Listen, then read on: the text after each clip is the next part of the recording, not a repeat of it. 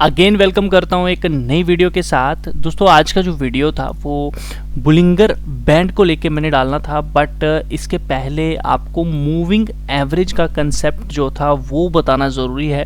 तो सबसे पहले हम लोग मूविंग एवरेज समझेंगे और इसके बाद जो नेक्स्ट वीडियो आएगा उसमें हम बुलिंगर बैंड को समझेंगे।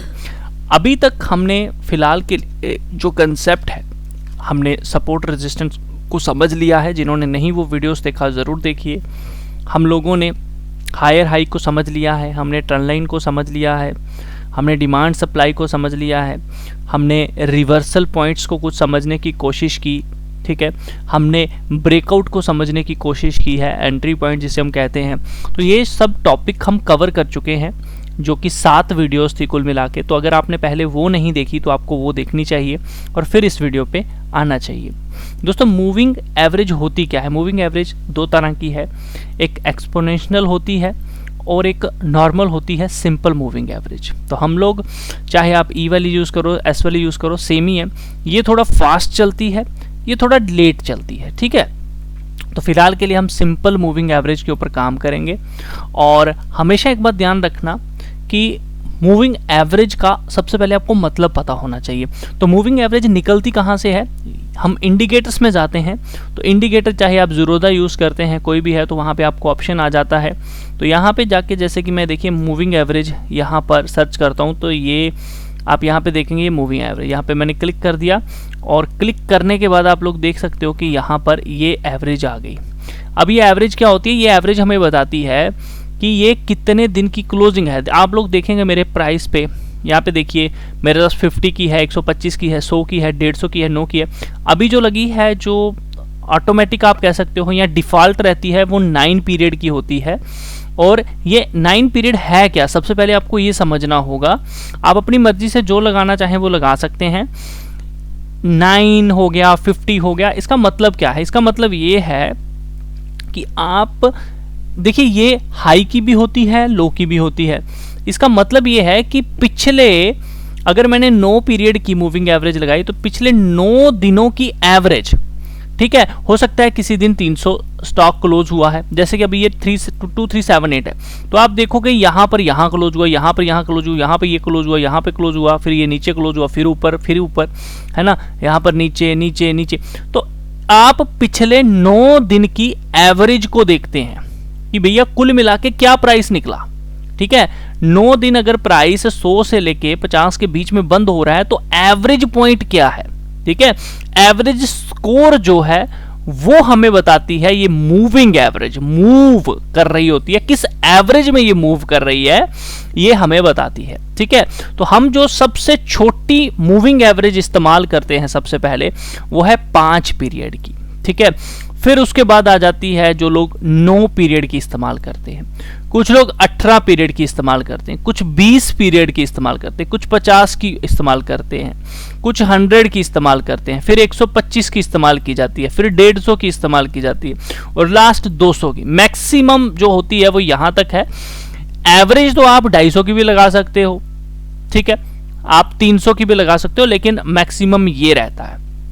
तो बेसिक स्टडी आप लोगों को कहती है कि कोई भी स्टॉक वन डे, जब आप वन डे का चार्ट लगाते हैं, जैसे कि ये मैंने वीकली लगाया है, कोई भी स्टॉक अगर वन डे के बेसिस पे 200 पीरियड मूविंग के ऊपर चल रहा है तो वो स्टॉक लॉन्ग टर्म के लिए अच्छा है, ये स्टडी कहती है। ये बात ध्यान रखिएगा। रिटेल ट्रेडर उसमें लॉन्ग टर्म के लिए पैसा लगा सकता है, ये एक स्टडी कहती है, बेसिक कहता है। बट क्या ऐसा होता है? मेरे एक्सपीरियंस के हिसाब से क्या है क्या नहीं है मैं आपको वो बताऊंगा, लेकिन सबसे पहले आपको बेसिक समझना है। मेरी एक बात याद रखना, अभी तक मैंने 7 वीडियोस पोस्ट की हैं, वो बिल्कुल बेसिक से की हैं, बट मैंने स्ट्रैटेजी किसी में नहीं बताई। मैंने आपको सही उसका तरीका क्या है, ठीक है, प्रॉपर तरीके से उसके नेगेटिव पॉइंट्स क्या हैं। नेगेटिव पॉइंट्स मैंने कोई बात नहीं की, मैंने सिर्फ किताबी बातों को आप लोगों के सामने रखा है और आज की वीडियो में भी वही कर रहा हूं। तो पहले आपको बेसिक कंसेप्ट्स पता होने चाहिए। उसके बाद आपके लिए एडवांस वीडियोस लेकर आऊंगा जिसमें भी जो मैंने अभी तक 7 वीडियोस आपको दी है ना, ये 7 की 7 आपकी एडवांस लेवल की भी वीडियोस आएंगी, ये बात ध्यान रखना। मैं वेट कर रहा हूं आप कब मेरी वीडियोस को शेयर करना शुरू करेंगे, ज्यादा लोगों तक पहुंचेगी तो एडवांस लेवल की लर्निंग आप लोगों के लिए आना शुरू हो जाएगी, डोंट वरी, ठीक है। फिलहाल के लिए कंटेंट लोगों तक पहुंचने दीजिए। तो 200 पीरियड की मूविंग एवरेज आप लोग ध्यान रखिए, जो भी स्टॉक 1 डे के पीरियड के इसके ऊपर चल रहा होता है, मैं आपको लगा के दिखाता हूं, ध्यान से देखिए। जैसे कि ये है, तो हम आ जाते हैं 1 डे, और 1 डे पे ये जो अभी हमने 9 पीरियड की लगाई है इसको चेंज करते हैं और इसको कर देते हैं 200। तो जैसे कि ये स्टॉक इसके ऊपर चल रहा है, जब तक ये इसके ऊपर है हम ये कह सकते हैं कि ये स्टॉक बुलिश है किस्म का, या फिर आप कह सकते हो लॉन्ग टर्म के लिए अच्छा है, ठीक है। इसके बाद आपकी नेक्स्ट जो आ जाएगी वो 125 की है, 150 की है, वो उस तरह से आप लगा सकते हो। लेकिन जो एक कॉमन रहती है, मोस्ट कॉमनली जो यहाँ सबसे ज्यादा यूज की जाती है, अब आप वो जान लीजिए, ठीक है। सिंपल सा एक रूल ये 200 का है। तो ये हो गया सबसे इंपॉर्टेंट या फिर सबसे ज्यादा जो यूज की जाने वाली एवरेजेस है, मैं आपको वो बता देता हूं, तो ये आप नोट कर लीजिए। पहली आती है 5 नंबर की, यानी कि 5 डे की, उसके बाद 9 दिनों की, उसके बाद 20 दिनों की, उसके बाद 50 की, एंड लास्ट में 200। ये मेन है जो सबको पता है, बाकी इसके अलावा कोई भी इस्तेमाल नहीं करता है, ज्यादातर यही है। तो मैं आपको ये सब बताने वाला हूं, ध्यान से समझना। मैं आपको नॉर्मल बता देता हूं बेसिक। 200 पीरियड 1 डे के अगर कोई स्टॉक इसके ऊपर चल रहा है, यानी कि ये मैंने चार्ट लगाया 1 डे का, कोई भी स्टॉक जैसे कि ये इसके ऊपर चल रहा है, जब तक ये इसके ऊपर है आप कह सकते हो ये लॉन्ग टर्म के लिए अच्छा है, आपको इसके ऊपर पैसा लगाना चाहिए लॉन्ग टर्म के लिए, ठीक है। 50 पीरियड कुछ लोग स्विंग के लिए यूज करते हैं, ठीक है। कुछ लोग कहते हैं कि अगर 50 पीरियड की मूविंग एवरेज कोई स्टॉक तोड़ देता है तो वो 200 पीरियड के लिए रेडी हो जाता है, वो यहां पर एसएल हिट करता है, यानी कि 50 पीरियड के नीचे जो स्टॉक आ गया वो 200 तक जाता ही जाता है, ये बेसिक स्टडी कहती है, ठीक है। अब ध्यान रखना, ये जो 20 पीरियड मूविंग एवरेज है इसको आप वीकली के बेसिस पे इस्तेमाल कर सकते हो। जो भी स्टॉक वीकली या फिर मंथली, ध्यान रखना मैं बोल रहा हूं 1 मंथ का चार्ट लगाओगे, जैसे ये 1 डे सेलेक्ट किया, यहां पे आप वीकली सेलेक्ट कर लो या 1 मंथ, जो भी स्टॉक वीकली या फिर मंथली 20 पीरियड मूविंग एवरेज के ऊपर है वो भी एक स्टॉक बुलिश माना जाता है। आप कह सकते हो कि स्टॉक बुलिश ट्रेंड में है, ऊपर की तरफ जाएगा।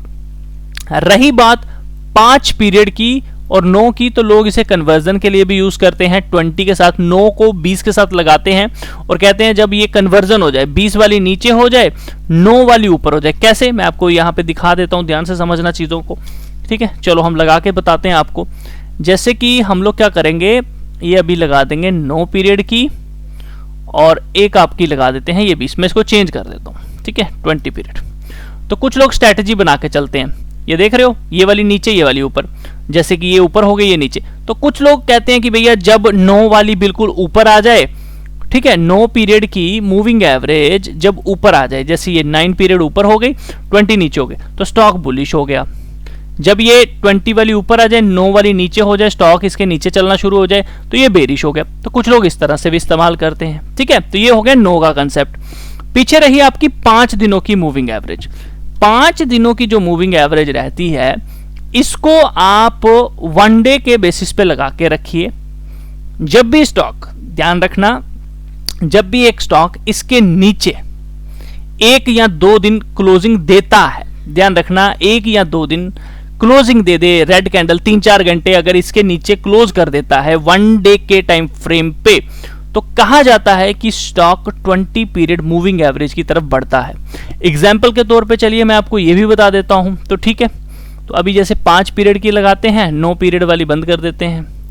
तो जैसे कि आप यहां पे देख सकते हो कि ये इसने क्या किया, यहां पर ध्यान से देखो, ये देखो यहां पर इसने ये 5 पीरियड की मूविंग एवरेज के नीचे रेड कैंडल क्लोज दी, तो ये बिल्कुल इसको हिट हुआ।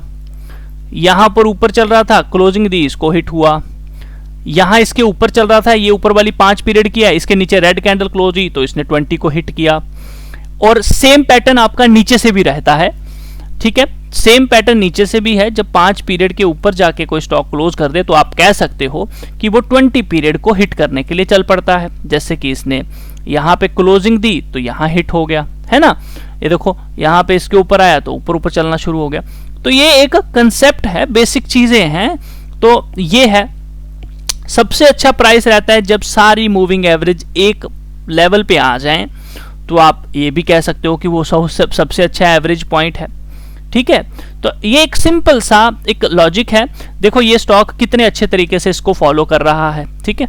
ये देखो ध्यान से इस चीज को समझना, ये देखो है ना, इसके पास बिल्कुल इसके टच होके जा रहा है। तो एक चीज मैं और बता दूं, बहुत सारे स्टॉक्स हैं जो मूविंग एवरेज को फॉलो करते हैं।